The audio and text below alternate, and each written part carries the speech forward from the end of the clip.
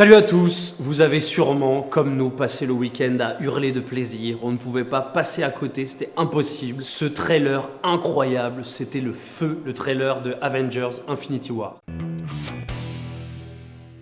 Tellement de hype en 2 minutes 30, je pensais pas que c'était possible. En tout cas, on était obligé de revenir sur les révélations, les grandes questions, les théories que posait ce trailer d'Avengers Infinity War. Autant se le dire tout de suite, le 3e film Avengers signale la fin d'une ère. Il y a 10 ans tout pile, le Marvel Cinematic Universe faisait ses débuts avec Iron Man, le Iron Man de Jon Favreau et Robert Downey Jr., ainsi que le Hulk qui a un peu trépassé depuis. Et voilà, 20 films plus tard, plus de 20 personnages développés, le Marvel Cinematic Universe s'est étendu. On va arriver à une croisée des chemins dans ce 3e tome des Avengers. On va pas se le cacher, il y avait une très grosse pression puisque c'est quand même la fin d'une des plus grandes sagas, d'un des plus grands univers cinématographiques qui a jamais été fait. Du coup, il fallait assurer, et le moins qu'on puisse dire, c'est que les images qu'on voit de ce trailer nous donnent l'eau à la bouche et le pari à les relever. Ce qui contribue aussi à nous faire dire ça, c'est bien sûr le clin d'œil sur le fil rouge et la construction de ce trailer, où on retrouve le thème mythique des Avengers qu'on trouve dans le premier épisode, et surtout cette phrase prononcée par Nick Fury, puis à tour de rôle par les Avengers, qui est un peu le credo de l'équipe et ce qui les a menés tout au long de leur combat. On rentre maintenant dans le vif du sujet avec 5 questions, 5 révélations ou 5 thèmes qui ont retenu notre attention dans ce trailer. On commence par un plan, une image qui nous a choqué, qui nous a sauté aux yeux. À qui appartient cette main que tient Tony Stark? Il la tient avec le regard dans le vide, avec les larmes aux yeux, donc c'est forcément une très mauvaise nouvelle. Globalement, ce qui nous stresse quand on voit ce plan, forcément, et ce trailer en général, c'est bien les déclats récents de Kevin Feige. Il a dit qu'on allait tourner une page dans le Marvel Cinematic Universe. Les anciens personnages vont trouver le trépas, forcément, puisqu'on sait que les contrats sont en bout de course pour des gens comme Mark Ruffalo,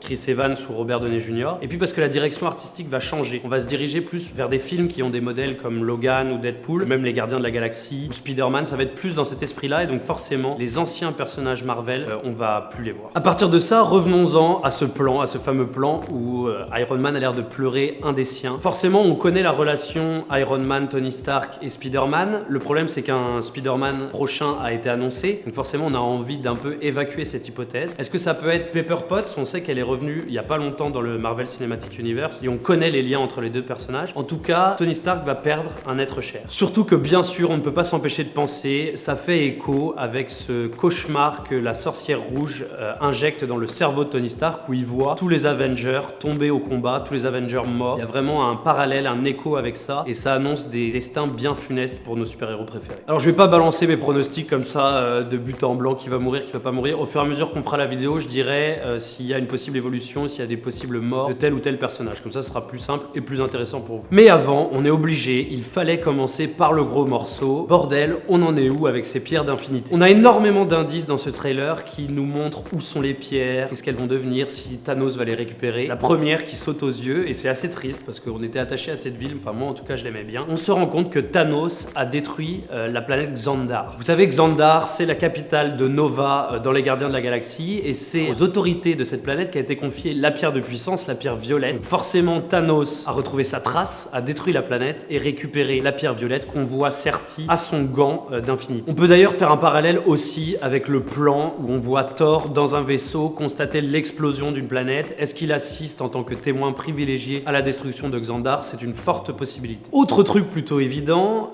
et c'est ce plan sur lequel tout le monde a bugué, où on voit Loki tendre le Tesseract à quelqu'un. Est-ce que Loki tend le Tesseract et donc la pierre bleue à Thanos? Malgré tout l'amour qu'on a pour le personnage de Loki, on sait qu'il peut être particulièrement individualiste et penser beaucoup à sa gueule et se transformer en vrai méchant et en vrais opposants aux Avengers. Surtout qu'on sait qu'il a un fort passif avec Thanos, puisque c'était pour son compte qu'il avait tenté d'envahir la planète Terre dans le premier épisode des Avengers. Étant donné son échec retentissant, je pense qu'il avait à cœur de se racheter au moins pour survivre, et donc il aurait donné cette pierre de l'espace à Thanos. D'ailleurs, on voit de la même manière cette pierre de l'espace qui est sur le gant d'infinité de Thanos, donc il l'a récupérée. Est-ce que c'est Loki qui lui a donné? C'est quand même fort probable. Troisième pierre et troisième chose qui malheureusement me semble évidente, elle va aussi en tout cas dans ce 3e film des Avengers tomber aux mains de Thanos, puisqu'on sait qu'elle sertit le front de Vision, la création de Tony Stark, et qu'on voit une scène très équivoque où quelqu'un s'empare de cette pierre. Alors la question c'est, est-ce que Vision va mourir? Parce que globalement, pour récupérer cette pierre, il faut quand même lui fracasser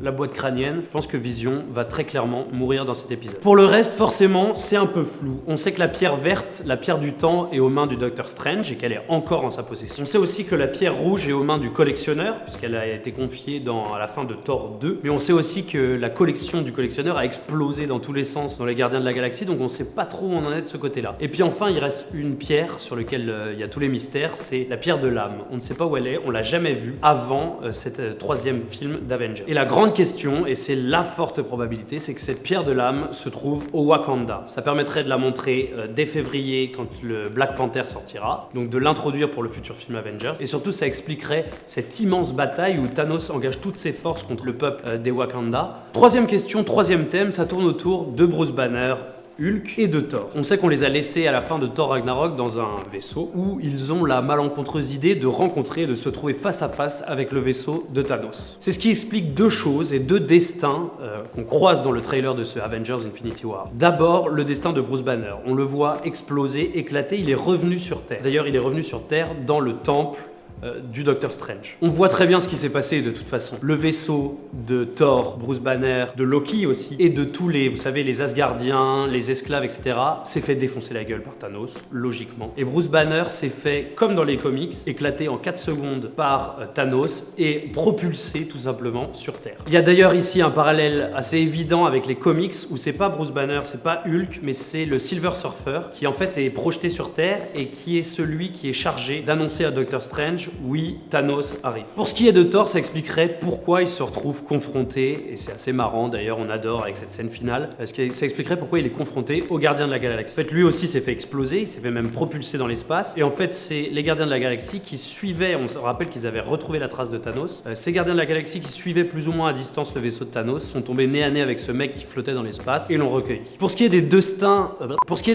des deux personnages, parce que c'est ça qui est important aussi, c'est que dans ce troisième film des Avengers, en fait, il n'y a pas les Avengers assembled. Ils sont pas ensemble, ils sont chacun un peu à droite à gauche, et ça, je pense que l'assemblage d'Avengers aura lieu dans le 4 probablement, ou en tout cas de ce qu'il en reste. Bruce Banner, lui, donc, on sait chez le Doctor Strange, et lui, je pense que son rôle clé dans le troisième film Avengers, ce sera de faire le lien entre Captain America et Iron Man. Et Dieu sait que c'est pas facile. En effet, on voit dans plusieurs plans du trailer Bruce Banner se balader un peu à droite à gauche dans l'univers Marvel, puisqu'il se trouve d'abord chez le Doctor Strange, aux côtés de Tony Stark, donc Iron Man, puis au Wakanda, et on sait que Captain America s'est réfugié là-bas, puisque maintenant, suite à la fin de Civil War, c'est devenu vraiment un mec en fuite. D'ailleurs, il n'est plus Captain America, on le rappelle et on le voit bien dans le trailer. Il a refusé les idéaux américains, etc. Il a enlevé l'étoile, c'est devenu le fameux nomade. Autre indice qui nous fait penser ça, c'est ce plan où ils se retournent tous chez Doctor Strange avec Tony Stark. Il tient à la main le téléphone portable que lui avait donné Steve Rogers, donc Captain America, à la fin de Civil War, où il lui disait « Tu peux m'appeler si vraiment il y a une urgence avec ça ».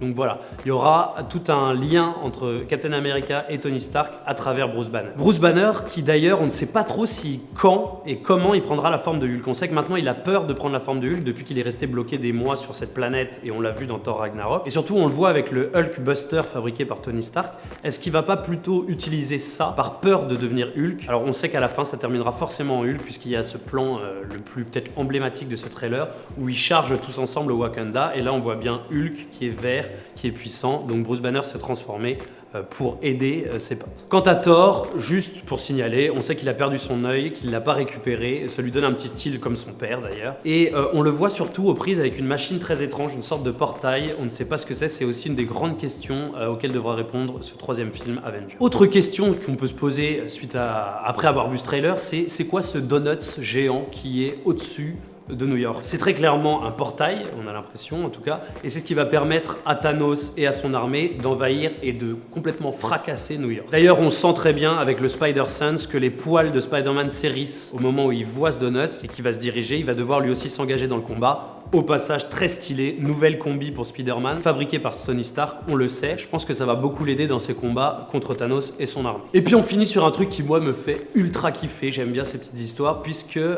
on sait que le Black Order va débarquer. Les sbires ultra puissants de Thanos vont arriver sur Terre. C'est un peu l'armée d'élite du mal. Et ils vont mettre grandement au danger nos super-héros préférés. On va d'abord croiser Proxima Midnight. Forcément, c'est celle qui lance le trident. À un moment, vous regarderez bien, elle lance un trident à Captain America. America. D'ailleurs, il l'évite de justesse et il l'attrape, tant mieux parce que ça fait des dégâts. En fait, on se réfère à... Marvel a déjà sorti les figurines, donc on sait un peu le Black Order, comment il est composé et quelles armes il a. Donc voilà, ça c'est Proxima Midnight. Il y a d'ailleurs 2 théories sur cette fille. Certains pensent que c'est la fille de Thanos, donc une sœur de Gamora qu'on a croisée et qu'on recroisera, la fille des Gardiens de la Galaxie. Mais une autre théorie, c'est que ce serait la fille de Drax, donc le membre des Gardiens de la Galaxie, qui en fait n'aurait pas été massacrée par Ronan, mais qui aurait été épargnée et formée par Thanos pour devenir une guerrière invincible. On reconnaît un deuxième membre du Black Order très rapidement, et ça, il faut faire vraiment attention, il faut le repérer. On le reconnaît à son pantalon bouffant. C'est quelqu'un qu'on appelle Ebony Maw, et lui, il est redoutable parce que il est doté de manipulation mentale. C'est en gros l'ennemi juré, ça va être l'ennemi juré de Doctor Strange, et ça va être vraiment le point faible de Doctor Strange. C'est Ebony Maw qui va être sa plus grande menace. Au passage, dans le plan où on le voit très rapidement, c'est lui qui a massacré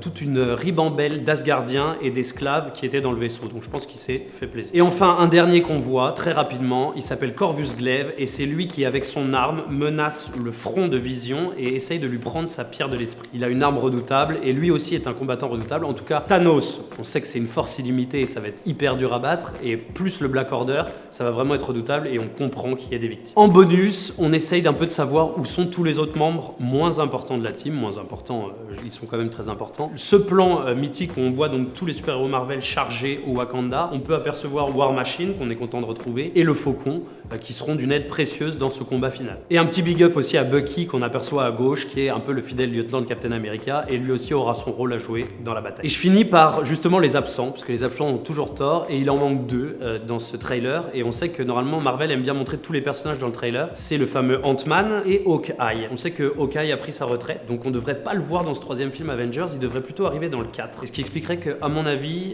il aurait beaucoup de pertes dans sa famille ou dans ses proches dans le 3, qui le justifieraient qu'il revienne dans l'épisode 4. Quant à Ant-Man, on sait qu'il est prisonnier à la fin de Civil War, on n'a aucune idée de où il en est au moment où le 3e film Avengers va commencer, et je ne pense pas qu'on le voit dans ce 3e film. Surtout que lui aussi a un nouvel opus d'annoncer, Ant-Man et la Guêpe, avec bien entendu ceux qui connaissent Lost, Evangeline Lilly dans le rôle de The Wasp. Encore une fois, je voudrais le rappeler parce que c'est bien d'insister. Normalement, à la fin de chaque phase, après chaque Avengers, il y a énormément de films qui sont annoncés, et là, on est justement, c'est très rare, il n'y a pas beaucoup de films d'annoncés. C'est vraiment la preuve, encore une fois, c'est la fin d'une ère. On a quoi? On a Captain Marvel, une nouvelle héroïne qui a été annoncée. On a le Ant-Man, je l'ai dit, le Spider-Man et les Gardiens de la Galaxie. On va être dans une autre dynamique, donc ce 3e film Avengers va être d'autant plus intéressant. Voilà, c'est tout pour cette analyse du trailer. J'espère que j'ai répondu à toutes les questions ou j'ai soulevé toutes les interrogations que vous posiez. Si, encore une fois, si vous en commentaire vous avez vu des trucs que je n'ai pas vus, ça peut arriver, j'ai des failles. N'hésitez pas à en parler en commentaire, on en discutera parce que moi j'étais comme un fou honnêtement, j'ai serré les fesses et j'ai hurlé de plaisir tout le week-end. Je vous le dis quand même parce que je l'ai pas dit, date de sortie, j'ai lu 25 avril 2018, je suis pas vraiment sûr, mais en tout cas ce sera pour le printemps 2018. D'ici là, likez, partagez, abonnez-vous. Ciao!